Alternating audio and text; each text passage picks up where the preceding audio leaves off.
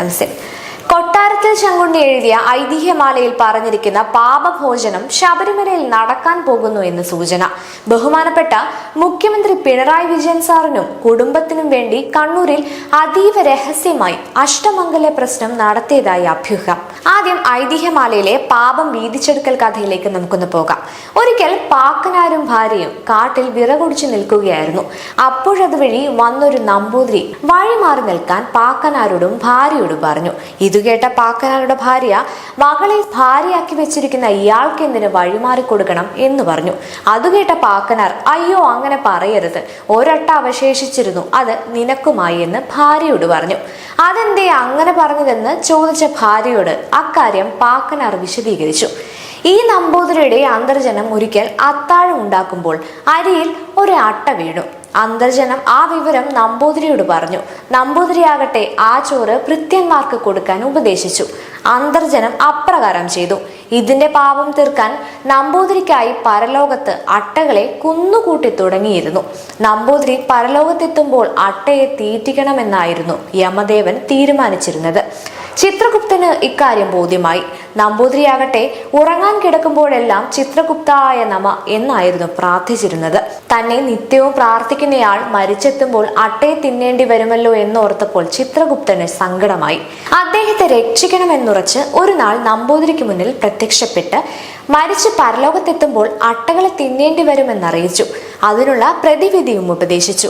നമ്പൂതിരി അദ്ദേഹത്തിന് യൗവനയുക്തയായ മകളെ കൊണ്ട് ശുശ്രൂഷകളെല്ലാം ചെയ്യിക്കണമെന്നും അവളെ വൈകിയെ വിവാഹം കഴിപ്പിക്കാവൂ എന്നും ഇക്കാര്യങ്ങളൊന്നും ആരോടും പറയരുതെന്നും ചിത്രഗുപ്തൻ പറഞ്ഞു. ഇതായിരുന്നു പാപമുക്തിക്കുള്ള ഉപദേശം. പിറ്റേന്ന് മുതൽ പല്ല് തേക്കാനുള്ള സാമഗ്രികൾ ഒരുക്കുക, മുറുക്കാൻ എടുത്തു കൊടുക്കുക, ചോറ് വിളമ്പി കൊടുക്കുക, കിടക്ക വിരിച്ചു കൊടുക്കുക തുടങ്ങിയ ജോലികളെല്ലാം മകളെ കൊണ്ടാണ് നമ്പൂതിരി ചെയ്യിച്ചു പോകുന്നത്. പതിവിലേറെ സ്നേഹവും മകളോട് ഭാവിച്ചു തുടങ്ങി. ഇത് ജനങ്ങളിൽ ദുശങ്ക വളർത്തി. ആളുകൾ നീ പറഞ്ഞതുപോലെ ആ ബന്ധത്തെ ചിത്രീകരിച്ചു തുടങ്ങി എന്ന് പാക്കനാർ ഭാര്യയോട് പറഞ്ഞു. ആ ശുദ്ധ ബ്രാഹ്മണന് ദുഷ്ടലാക്കൊന്നും ഇല്ല എന്നും പരലോകത്ത് അദ്ദേഹത്തിന് കരുതി വെച്ച അട്ടകളെ അദ്ദേഹത്തിനെതിരെ ദുരാരോപണം നടത്തുന്നവർക്കായി വീതിക്കുകയാണെന്നും അതിൽ ഒരട്ട മാത്രം ബാക്കിയുണ്ടെന്നും അതിപ്പോൾ നിനക്കുമായെന്നും പാക്കനാർ ഭാര്യയോട് പറഞ്ഞു. യാഥാർത്ഥ്യം പറഞ്ഞ പാക്കനാരുടെ ഭാര്യ നമ്പൂതിരിയെ കുറിച്ച് ദുഷിച്ചതിനേറെ വ്യസനിക്കുകയും ചെയ്തു. പാക്കനാർക്ക് പരലോകത്തെക്കുറിച്ചും നല്ല ഗ്രാഹ്യം ഉണ്ടായിരുന്നുവെന്നും ഈ കഥ വ്യക്തമാക്കുന്നു. ഞാൻ ഈ കഥ ഇവിടെ പറയാൻ കാരണം 2018 ശബരിമല യുവതീ പ്രവേശനവുമായി ബന്ധപ്പെട്ട് ധർമ്മശാസ്താവിന്റെ കടുത്ത കോപം കാരണമാണ് കേരളവും മുഖ്യമന്ത്രിയുടെ വ്യക്തി ജീവിതവും പ്രതിസന്ധിയിലായതെന്ന ആശങ്കകൾ ഉയർന്നതോടെ പാപപരിഹാര ക്രിയ എന്തെന്നറിയാൻ അഷ്ടമംഗല്യ പ്രശ്നം നടത്തിയെന്നാണ് വിവരം.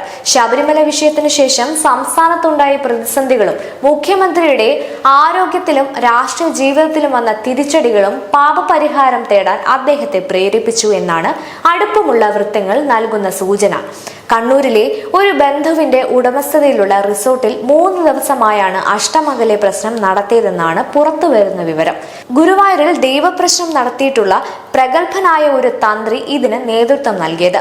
വളരെ ചിലവേറിയ പ്രതിക്രിയയായ അഷ്ടമംഗല്യ പ്രശ്നം മറ്റൊരു നിവൃത്തിയും ഇല്ലാത്തത് കൊണ്ടാണ് നടത്തേണ്ടി വന്നതെന്നും റിപ്പോർട്ടുകൾ പറയുന്നു. കവടി നിരത്തി ജോത്സ്യം കണ്ടെത്തിയ വിവരങ്ങൾ മുഖ്യമന്ത്രിയെ അക്ഷരാർത്ഥത്തിൽ ഞെട്ടിച്ചു എന്നും പറയപ്പെടുന്നു. പ്രശ്നചാർത്തിലെ വിവരങ്ങൾ അതിഗുരുതരമായിരുന്നു. ദൈവാനുഗ്രഹം വളരെ കുറഞ്ഞതായും മുജ്ജന്മപുണ്യം അമ്പെ തീർന്നതായും ഫലത്തിൽ കണ്ടു. ആരോഗ്യസ്ഥിതി മോശമായി മാനസിക അസ്വാസ്ഥ്യവും മറ്റു രോഗങ്ങളും മൂർച്ഛിച്ച് ദീർഘനാൾ കിടപ്പ് രോഗിയായി നരകിക്കുവാനും ബന്ധുജനങ്ങൾക്ക് ദുർമരണം വരെ സംഭവിക്കാനുമുള്ള യോഗമുണ്ട്. ഇതിനെല്ലാം പുറമെ രാശിക്കാരന് സ്ഥാനഭ്രംശനവും കാരാഗ്രഹവാസവും വരെ സംഭവിക്കാമെന്നും മകൾക്കും കുടുംബത്തിനും നാശം സംഭവിക്കാമെന്നും പ്രശ്നത്തിൽ തെളിഞ്ഞുവെന്നും ബ്രഹ്മരക്ഷസിന്റെ ശാപവും ശാസ്താവിന്റെ വർദ്ധിച്ച കോപവുമാണ് ഈ ദോഷഫലങ്ങൾക്ക് കാരണമായി പ്രശ്നചിന്തയിൽ കണ്ടത്. മുഖ്യമന്ത്രിയുടെ ജീവനും ആരോഗ്യവും അധികാരവും നിലനിർത്താനുള്ള പരിഹാരമായി തന്ത്രി നിർദ്ദേശിച്ചത് ഞെട്ടിക്കുന്ന ക്രിയയാണ്. പാളിപ്പോയ അയ്യപ്പ സംഗമത്തിലെ സദ്യയൂട്ട് വീണ്ടും നടത്തി ശബരിമലയിൽ വരുന്ന അയ്യപ്പ ഭക്തരെ കൊണ്ട് പാപഭോജനം എന്നുവെച്ചാൽ പാപം വീതിച്ചെടുക്കൽ നടത്താനാണ് ഉദ്ദേശിച്ചിരിക്കുന്നത്. ശബരിമലയിലെ അന്നദാനത്തിൽ ഇപ്പോൾ നടപ്പിലാക്കാൻ ശ്രമിക്കുന്ന സദ്യക്ക് പിന്നിൽ കവടി നിരത്തി കണ്ട പാപ പരിഹാര ക്രിയയാണെന്നാണ് റിപ്പോർട്ട്. ധർമ്മശാസ്താവിന്റെ കോപം പരിഹരിക്കാനുള്ള ഏറ്റവും പ്രധാനപ്പെട്ട പ്രതിവിധിയായി ജ്യോത്സ്യന്മാർ ഉപദേശിച്ചിരിക്കുന്നത് പാപം വീതിച്ചു നൽകാനുള്ള കർമ്മമാണ്. ഇതിന്റെ ഭാഗമായി പാളിപ്പോയ അയ്യപ്പ സംഗമത്തിലെ സദ്യയൂട്ട് വീണ്ടും ശബരിമലയിൽ വരുന്ന അയ്യപ്പന്മാരെ കൊണ്ട് ചെയ്യിക്കാനാണ് തീരുമാനം. ഈ സദ്യയിലേക്ക് പേരിനൊരു ചെറിയ തുകയ്ക്കുള്ള എള്ള് മുഖ്യമന്ത്രിയും കുടുംബവും നൽകും. ഇതുവഴി ശനിദോഷ ഫലങ്ങളും ഭക്തരിലേക്ക് വീതിച്ചു പോകുമെന്നാണ് സങ്കല്പം. ഇപ്പോൾ മനസ്സിലായോ ആ കഥ പറഞ്ഞത് എന്തിനാണെന്ന്? ഈ വാർത്തയുടെ സാരാംശം മറുനാടൻ മലയാളി എന്ന ഓൺലൈൻ പോർട്ടിൽ നിന്നുമാണ് ലഭിച്ചത്. നമ്മുടെ പ്രിയപ്പെട്ട ബഹുമാന്യനായ മുഖ്യമന്ത്രി ശ്രീ പിണറായി വിജയൻ സാറിനെ ആയുരാരോഗ്യ ക്ഷേമത്തിനായി ഭഗവാൻ അയ്യപ്പ സ്വാമിയോട് പ്രാർത്ഥിക്കുന്നു.